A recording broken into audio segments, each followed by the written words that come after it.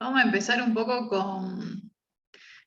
pasamos a lo que es ventilación mecánica e insuficiencia respiratoria. Así que bueno, vamos a empezar de a poco.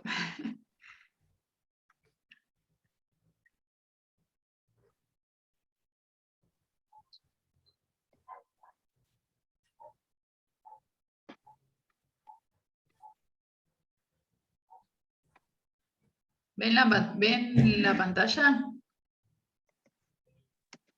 Sí, Sí, se se ve. ve. Sí, se ve. Bueno, este no tiene mucha animación, la verdad que no lo animé mucho. Pero bueno, arrancamos de a poco. No sé si quieren, o esperamos que se sumen un poco más, no sé si ya son 16.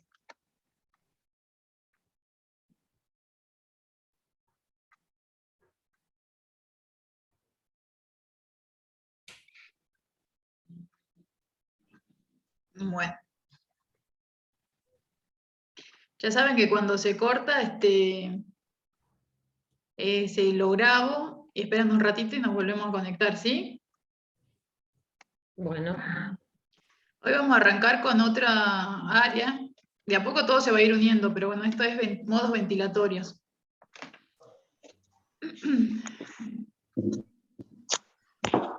¿Me ayudas, Andrea, con la introducción?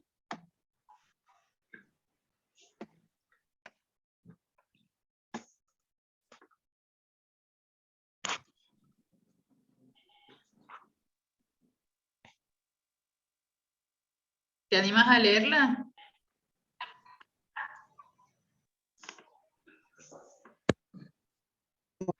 Voy.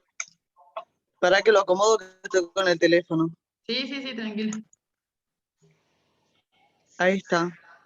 Denominamos modos ventilatorios a los patrones de funcionamiento programados en los ventiladores mecánicos, que permiten llevar a cabo las instrucciones, comandos programados por el operador para entregar ventilación artificial a presión positiva con el objetivo de optimizar la ventilación alveolar y la oxigenación en forma segura, eficiente y en sincronía con el paciente. Gracias. De nada. Martín, ¿te animás a seguir leyendo? Sí, sí, no tengo drama. Gracias. Lo único no cambió. Ah, sí, que sí cambió, no era cuando sí. Perdón. En la gran mayoría de los pacientes, inmediatamente luego de la intubación, el ventilador mecánico es configurado de manera tal que controla por completo la ventilación del paciente. El objetivo es mejorar la oxigenación sin inducir daño al pulmón y lograr poner en reposo los músculos respiratorios hasta que la condición del paciente comience a mejorar. A su vez, la ventilación es asistida por el ventilador hasta el retiro de la vía aérea artificial. Ahora vamos a hablar, bueno, hay dos tipos de ventilación, la ventilación mecánica invasiva y la no invasiva. Esta sería la ventilación mecánica invasiva. Vemos al paciente monitorizado y con el tubo endotraqueal y conectado a un respirador a presión positiva que haría que sería el pulmón artificial del paciente. Y esto sería ventilación no invasiva o VNI, que es que no tiene un tubo endotraqueal y que acompaña a la ventilación del paciente para ir mejorando de a poco la hipoxemia. Pero ahora vamos a continuar con esto. La ventilación mecánica invasiva. ¿Te animás, Virginia, a leer? Sí, ahora leo. Gracias. La ventilación mecánica invasiva, la necesidad de intubar... para que no veo. Dame un segundo. Sí, tranqui, que no es examen. Sí. La necesidad de instaurar la ventilación mecánica invasiva suele ser relacionada con la presencia de procesos agudos, deterioro neurológico, shock, fallo respiratorio, posoperatorios complicados, etc., donde se requiere sustituir en forma parcial o total el trabajo respiratorio. Por lo general, el cuadro clínico suele ser un evento no programado. A ver, si hay alguien más que se Sí. anima a leer. Emanuel, ¿te animas a leer? Sí, buenas tardes. Hola. La ventilación mecánica no invasiva, actualmente la ventilación mecánica no invasiva o ventilación no invasiva ha demostrado ser efectiva para el manejo de entidades clínicas específicas como el EPOC, insuficiencia cardíaca, Edema agudo de pulmón. edema agudo de pulmón, etc. Por lo que debe ser tenida en cuenta antes de indicar la ventilación mecánica invasiva en este grupo de pacientes. La ventilación mecánica invasiva continúa siendo una terapéutica irreemplazable para el manejo de la insuficiencia respiratoria, como en cualquier otra terapia empleada. Al utilizar la ventilación mecánica invasiva deben considerarse los riesgos y beneficios de esta intervención y es preciso establecer metas, siendo las principales mantener el adecuado intercambio de gases, optimizar la oxigenación, garantizar la ventilación, disminuir el trabajo respiratorio. A las metas anteriores descritas se le agrega que siempre es preciso garantizar la comodidad del paciente y procurar evitar o limitar los efectos deleterios a nivel pulmonar, hemodinámicos, con especial énfasis en el daño inducido por la ventilación mecánica invasiva. Para de a poquito todo esto va a ir tomando un poco de forma. A ver. Tenemos indicaciones para la ventilación mecánica invasiva. ¿Te animás a leerlo, Luis?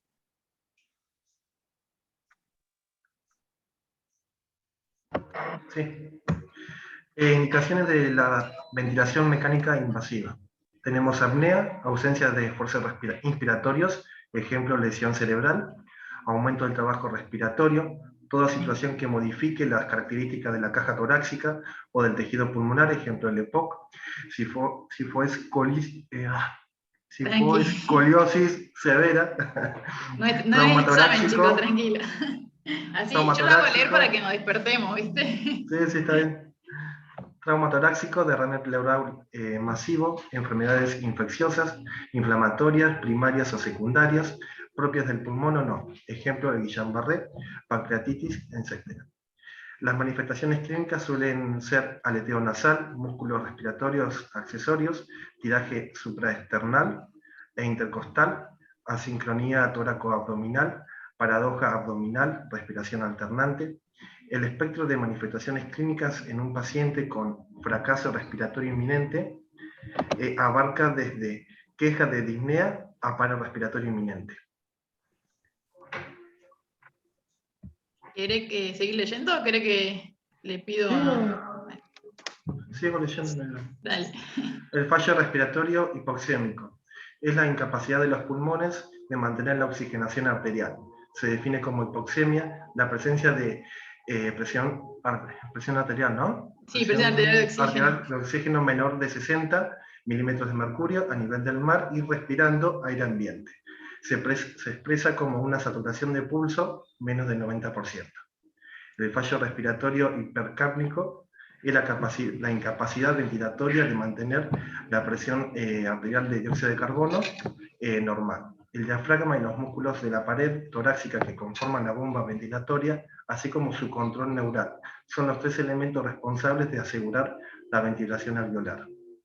El fallo respiratorio postoperatorio se define como el requerimiento de la ventilación mecánica invasiva luego de 48 horas de la cirugía. El fallo respiratorio representa el 25% de las complicaciones quirúrgicas mayores. La causa más frecuente es atelectasia, sobre todo en cirugías torácicas y abdomen superior. Gracias. Y bueno, el último. Y shock. Definido como la pérdida de la capacidad cardiocirculatoria para entregar oxígeno a los tejidos y las necesidades metabólicas de estos. Provoca una pérdida de las funciones y estructura celular. En el shock, en cualquiera de sus tipos, hipovolémico, cardiogénico o séptico, la ventilación mecánica invasiva actúa como sostén del paciente durante la reanimación y en el periodo de recuperación, y tanto el shock como la causa que lo produjo deben ser prioridad del tratamiento. Este sería el modo ventilatorio que podríamos, pueden ser modos controlados por volumen o modos controlados por presión. Estos serían modo controlado por volumen. Es para que vean, esta sería la pantalla del respirador artificial. Yo sé que hay compañeros que están un poco más familiarizados que otros, pero es para que lo vayamos teniendo como ¿cómo se llama? Como una mirada o una primera presentación.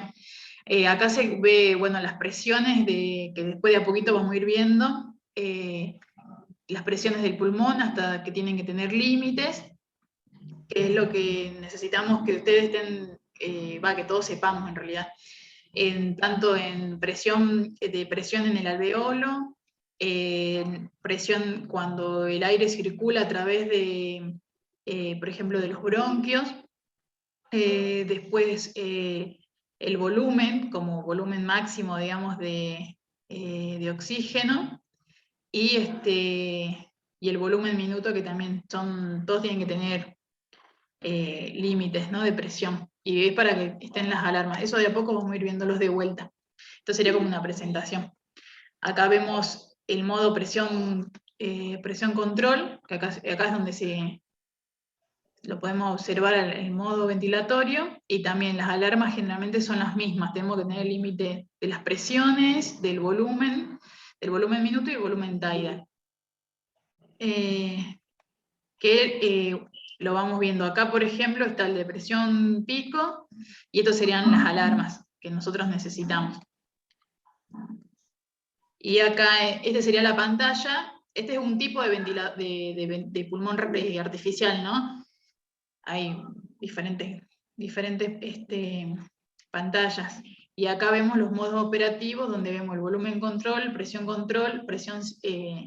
de soporte o CPAP, y otros tipos de modos que generalmente no se utilizan mucho, porque con estos son los que hay más trabajos hechos y en realidad son los que mejor acepta el paciente, y después el no invasivo que hablábamos recién.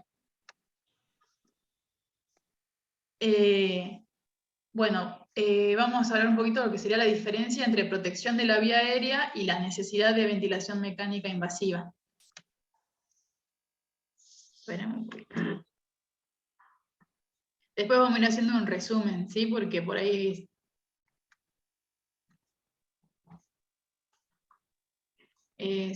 por ahí no estamos muy acostumbrados, digamos.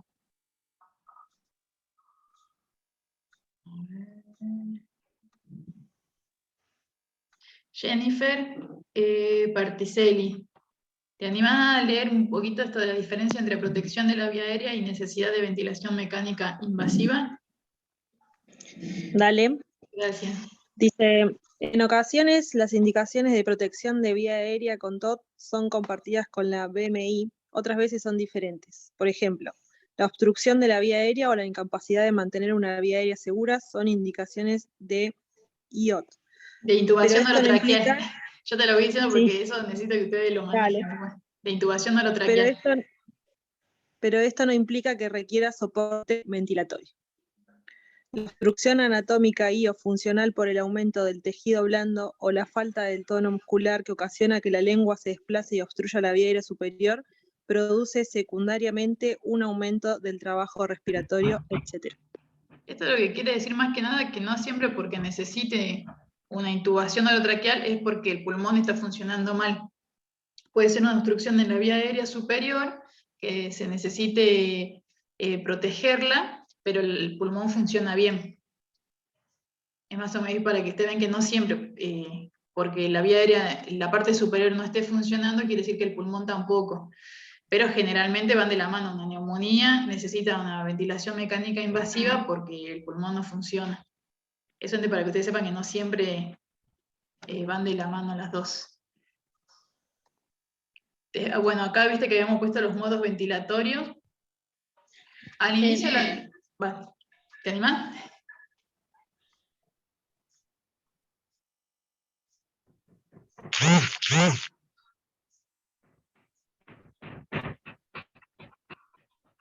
Bueno, con respecto a los modos ventilatorios, Al iniciar la ventilación mecánica invasiva, se debe utilizar modos centrados en volumen o presión. Se sugiere utilizar inicialmente ventilación controlada por volumen o ventilación controlada por presión. El volumen, se recomienda utilizar volúmenes Tidal entre 6 a 8 mililitros kilo. Los pacientes deben ser medidos y utilizado la fórmula de peso ideal para la altura. El primero sería en hombres y el segundo en mujeres. ¿Esto qué quiere decir? Que el pulmón, a pesar del tamaño...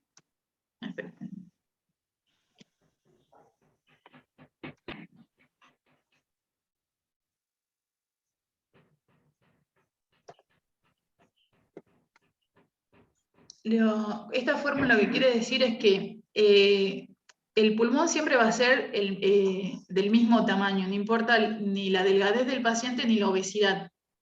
Entonces, para uno saber cómo ventilar al paciente de forma correcta, hay que hacer mediciones. Y una de esas es medir en centímetros la altura del paciente cuando está acostado en la cama, para poder sacar el volumen correcto para poder ventilar al paciente.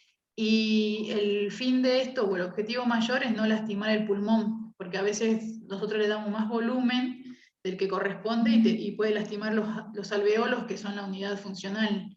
Y el pulmón no cambia de tamaño, no importa lo obeso o lo delgado que sea la persona, siempre el pulmón es para la altura ideal.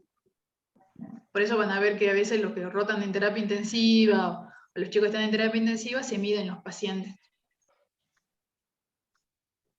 Después, con respecto a las presiones, hay varias presiones que son importantes tener en cuenta. Una sería la presión meseta, que no tiene que ser mayor de 28 o hasta 30. Esa presión meseta es la presión al final de la inspiración en el alveolo, y no puede ser mayor de 28 porque reventaría el alveolo y crearía mucha dificultad en el pulmón, ¿no? Estaríamos lastimando al paciente. Acá dice, excepto en pacientes obesos, porque generalmente lo que mide el respirador es porque mayor presión de la que tiene, no así en los pacientes delgados. Y después, con respecto a la presión pico, que es la presión del aire que va circulando a través de los bronquios, donde no sería el intercambio gaseoso, no puede ser tampoco mayor de 30, por una cuestión de que también nos habla a favor de que está cerrada la vía aérea, ya sea porque tiene secreciones y tenemos que aspirarlo, o porque la vía está cerrada por broncoespasmo, como por ejemplo en los pacientes con asma, con EPOC. Estos modos, bueno, vuelvo para acá, vemos, por ejemplo, acá están los límites de presión. Generalmente podemos hasta 40, porque son 10 centímetros más de agua que la presión pico, que tiene que ser hasta 30. Y como mínimo, bueno, 5. Eso es importante, que cuando suenen, se tiene que avisar al médico que está de guardia. Porque tenemos que estar pensando en que tiene secreciones, que al paciente le está pasando algo, porque el flujo de aire no ingresa a la cavidad torácica, al pulmón, ¿no? Igualmente, cuando se obstruye, ocurre que acá, donde se ve el volumen, también es muy probable que caiga, y eso tenemos que evitarlo porque quiere decir que el pulmón se colapsa, y cuando se colapsa se cierran los alveolos, y hay alveolos que se quedan lastimados y se cierran. Entonces siempre es necesario poner las alarmas, y eso es lo principal, que se avisa al médico que está de guardia. Igual que el volumen, los litros litro minuto del volumen expirado. Eso también es muy importante, que se queden todas las alarmas seteadas para que nos avisen si ocurre algo, porque el paciente, como la forma de respirar del paciente cuando está dormido no es fisiológica. Esa presión positiva, y nosotros respiramos a presión negativa, puede crear, lastimar al paciente, puede crear desde neumotórax a colapso alveolar. Entonces, por eso es necesario que cuando suena el ventilador, nos avisen y vayamos pensando qué es lo que le está ocurriendo al paciente. Hay veces que es sencillo verlo, porque acá en esta parte roja se ve como serruchos y habla a favor de secreciones. Y después, bueno, siempre la clínica del paciente, ¿no? Si tiene una neumonía, sabemos que va a tener secreciones, igual que los EPOC. Más que nada, esto es lo importante, las alarmas, para que nos avisen y poder darle un tratamiento específico en ese momento al paciente. Esto es más que nada para que lo conozcan en forma general. Yo sé que hay un montón que no están en la terapia ni nada, pero tienen que saber que cuando hay insuficiencia respiratoria y se conecta un paciente a un respirador, hay alarmas y pautas que tenemos que tener muy de cerca, que igual ahora lo vamos a seguir viendo.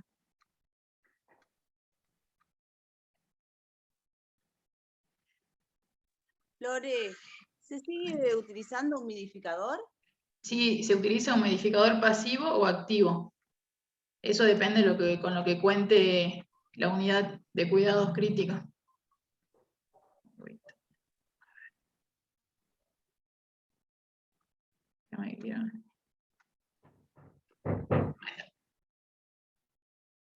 Después, con respecto a la frecuencia respiratoria, también se setea entre 18 a 20 respiraciones por minuto. Todo esto es para mantener valores del estado ácido-base y de la CO2 dentro de lo normal. Un pH alrededor de 7,40 y como te decía, valores de CO2 también normal, dentro de entre 35 y 45. También se mide la presión de distensión, que es la posibilidad o la capacidad del pulmón de reclutar y la capacidad que tiene el pulmón de salir adelante, por así decirlo, cuando tiene una enfermedad grave, que son las mediciones de la presión meseta menos PIB total. Si ese valor supera los 15 centímetros de agua, habla que existen,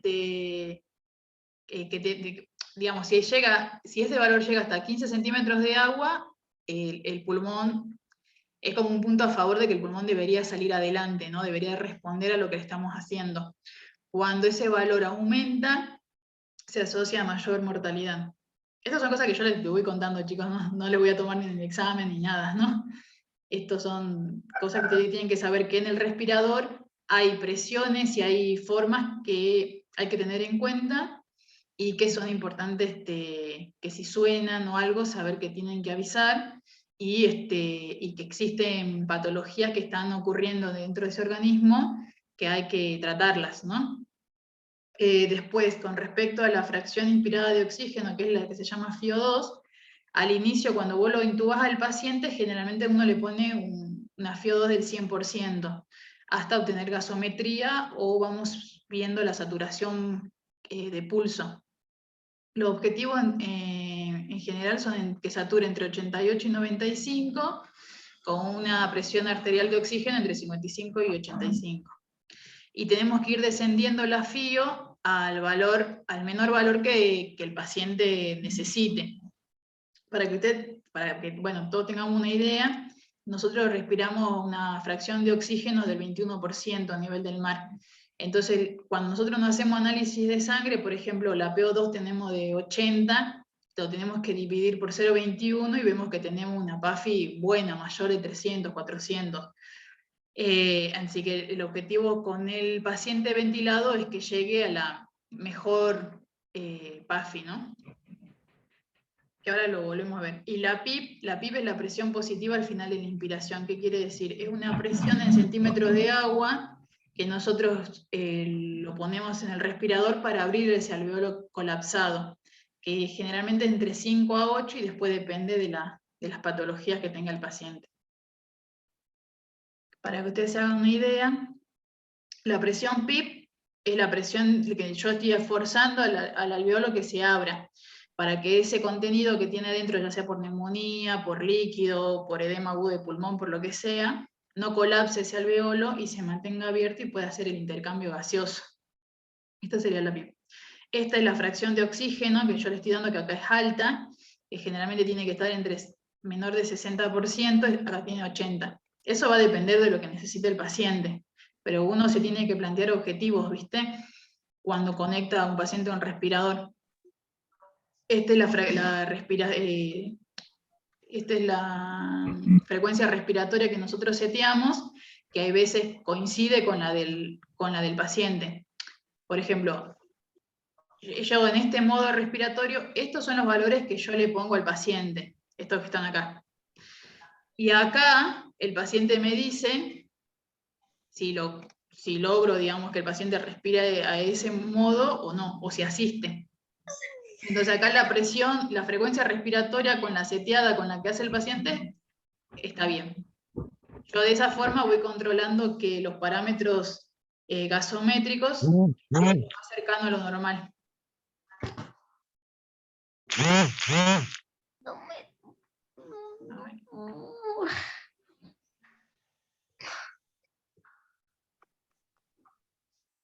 Bueno, con respecto a las alarmas,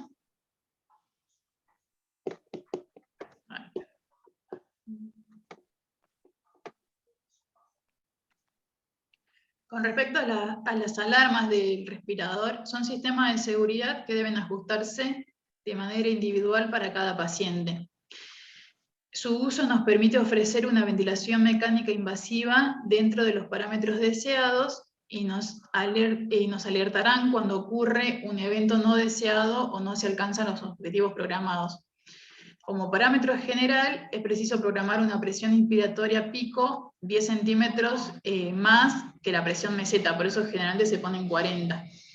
Frecuencia respiratoria debería ser hasta 30 como máximo, y las alarmas del volumen tidal expirado en valores de un 20% por encima y por debajo del mínimo, digamos, del mínimo volumen que le corresponde por altura del paciente. Y bueno, como la aplicación de la ventilación mecánica invasiva es dinámica, las alarmas deben ajustarse con cada cambio que se realice.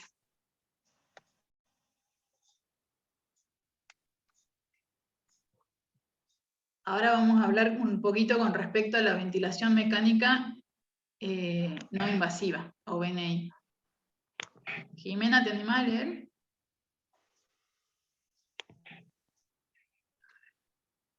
Espérate que lo comparto.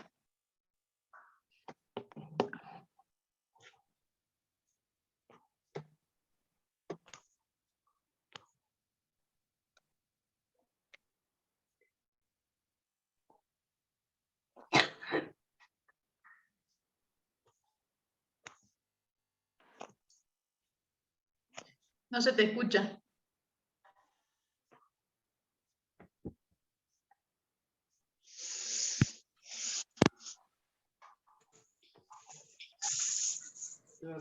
¿Ahora sí?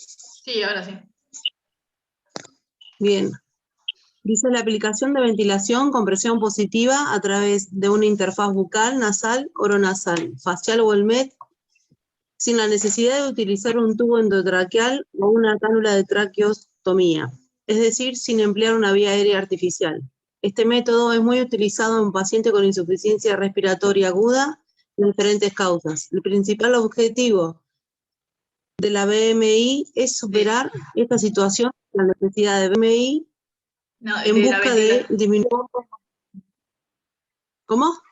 De la ventilación mecánica no invasiva, y después la otra es ventilación mecánica invasiva. Dice en busca de disminuir la morbomortalidad asociada con el... Estas serían algunas de las interfaces que existen, con que conectamos al paciente al aparato respiratorio sin necesidad de una vía aérea artificial. Bueno, acá vemos la nasal, la bucal, oral, la oronasal, que es la que generalmente tenemos nosotros en la terapia intensiva y en la terapia intermedia, la nasal, este es la Total Face, y este también, pero es la Helmet, que se utilizó en el COVID bastante, la verdad. Pero bueno, a veces da sensación de... Lo que tiene este método, digamos, para ventilar, es que a veces genera esa sensación de claustrofobia. Pero bueno, eso depende de cada paciente. Estas son otra foto también, con el tipo de interfase. Acá los modelos salen todos bien, pero es una presión bastante fuerte. Bueno, acá tenemos tipos de interfase, las ventajas y desventajas. Con respecto a la bucal, es que disminuye el poco espacio, hay menor espacio muerto, y puede no requerir arnés, puede ser más cómodo para la persona, depende si tiene respiración bucal. La desventaja es que es menos efectivo para la insuficiencia respiratoria aguda o nasal, podríamos utilizarlo como otros tipos de ayuda. La nasal cubre únicamente la nariz, tiene menos riesgo de aspiración, es más fácil manejo de las secreciones, provoca menor claustrofobia, tiene mayor facilidad para comunicarse, es fácil de colocar y seguro. Hay pacientes que lo utilizan, por ejemplo, que tienen apnea del sueño, que lo utilizan en sus domicilios, estos dispositivos. Bueno, puede tener fuga por la boca como desventaja, mayor resistencia a través de los conductos nasales, bueno, provoca irritación nasal y rinorrea y se queda en la boca. Después la oronasal, que cubre tanto la boca y la nariz, presenta mejor control de fugas por la boca, más eficaz en la respiración bucal, porque generalmente uno le pone esto a un paciente que está con falta de aire, y entonces respira con mucho esfuerzo. Bueno, puede aumentar el riesgo de aspiración, tiene dificultad para hablar el paciente, comer o expectorar, y la posibilidad de asfixia si es que llega a funcionar mal el equipo. Con respecto a la facial, que cubre toda la cara, generalmente es más confortable, sella mejor y provoca menos lesión en la piel. Después, bueno, puede imposibilitar la entrada de alguna medicación que se necesita hacerle algún aerosol al paciente. Y después la Helmen cubre toda la cabeza y el cuello. Hay pacientes que están más confortables con esto, pero bueno, y como le digo, esto es puntual con cada paciente. Bueno, está más cerrado al vacío, es mejor, y disminuye las lesiones en la piel. Provoca, bueno, como desventaja y mayor asincronía en paciente ventilador. Hay alteración en la audición porque casi no escuchan nada. Menor descarga de los músculos respiratorios e imposibilidad de entregar alguna medicación, sobre todo los PAF que hay que hacerle a este tipo de pacientes. Con respecto a los modos ventilatorios en la ventilación no invasiva, y aplicado con éxito, bueno, el volumen control, la presión control y la presión de soporte. En la mayoría de los ensayos clínicos aleatorios realizados en pacientes con falla respiratoria aguda, han utilizado con mayor frecuencia la presión de soporte como modo ventilatorio. Independientemente de lo anterior, para la selección del modo deberían tenerse en cuenta las ventajas o limitaciones de cada uno, el ventilador disponible y la patología que condiciona el fallo respiratorio. Como le decía hace ratito, dentro de este respirador, que lo utilizamos cuando hay vía aérea artificial, está el modo BNI, para los pacientes que podemos utilizar este tipo de método, pero también podemos acoplarlo a cualquiera de estos, porque en realidad lo que tenemos que priorizar es con cuál método el paciente se siente más cómodo, en realidad. Así que utilizamos cualquiera de estos. Y empezamos con la ventilación no invasiva, y después pasamos a presión de soporte, y así hasta ir viendo cómo el paciente se acopla, o cuánto lo tolera. Yamila Snal, ¿te animás a leer la selección de pacientes e inicio de la ventilación mecánica no invasiva? Sí. Dice, en el ámbito de los cuidados críticos, la implementación de la ventilación mecánica no invasiva debería considerarse tempranamente cuando los pacientes desarrollan signos incipientes de insuficiencia ventilatoria. disnea, taquipnea, uso de los músculos accesorios, respiración paradójica y el deterioro del intercambio gaseoso se considera indicadores clínicos de la necesidad de asistencia ventilatoria. A su vez, serán indicadores de la evolución inicial al implementar la técnica. La evidencia actual disponible recomienda su aplicación como tratamiento de primera línea en el fallo respiratorio agudo asociado a EPOC y a edema agudo de pulmón. Sí. ¿Te animás a leer las contraindicaciones? Contraindicaciones. Sí. Contraindicaciones relativas para la ventilación mecánica no invasiva. Deterioro del sensorio, convulsiones o alteraciones neurológicas severas. Incapacidad para proteger la vía aérea o mantener libre de secreciones. Inestabilidad hemodinámica. Shock, arritmia, isquemia miocárdica. Hemorragia digestiva alta. Imposibilidad de fijar la máscara, lesiones de maxilofacial, quemado, cirugía facial reciente. Cirugía gastroesofágica reciente, neumotórax no drenado y vómitos.